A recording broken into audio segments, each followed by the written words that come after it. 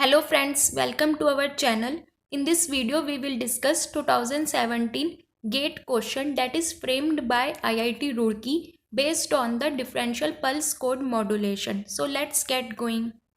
Question is, which one of the following statements about the differential pulse code modulation DPCM is true?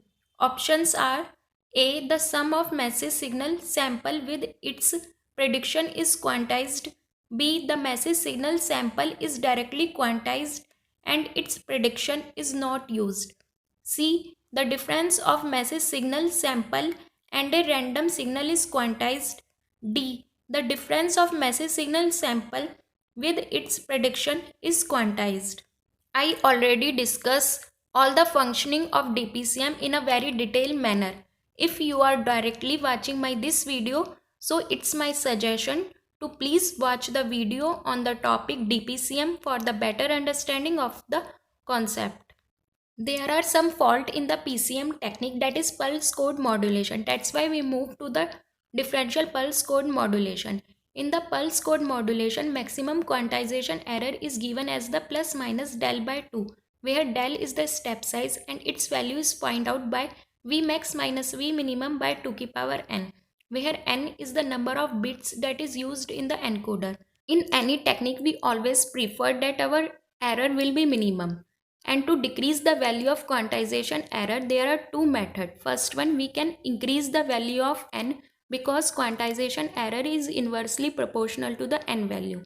But we can't increase the n value directly because n value is also dependent on the bandwidth of the PCM.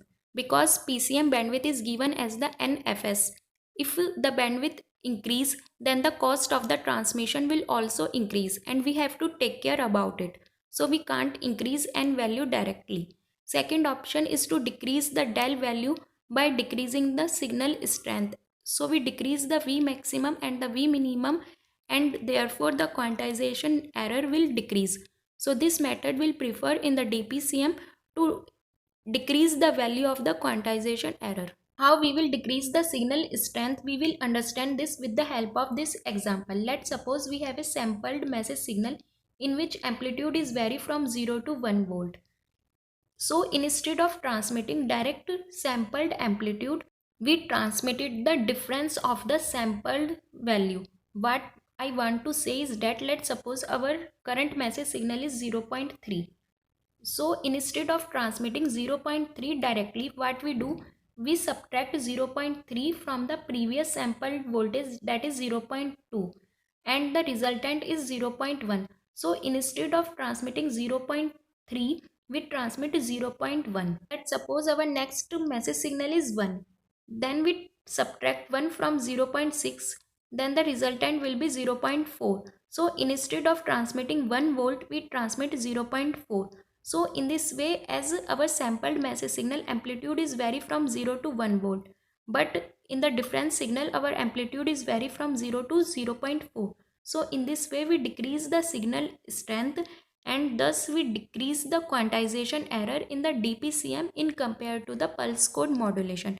That is the basic concept behind the differential pulse code modulation.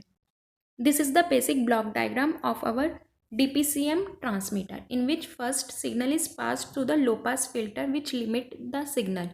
Then it passed through the sampler to performing the sampling of the message signal. Then it passed to the quantizer.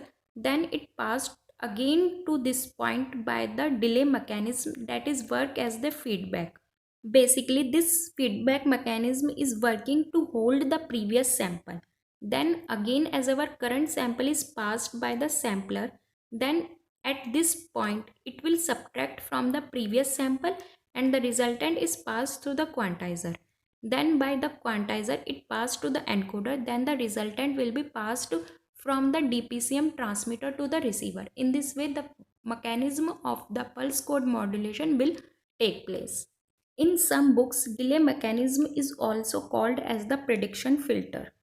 Now we will move to the question in which first we see the D option, in which it is saying the difference of message signal sample with its prediction is quantized. So it is true because we take place the difference of the message signal with the help of the prediction filter and the resultant is quantized.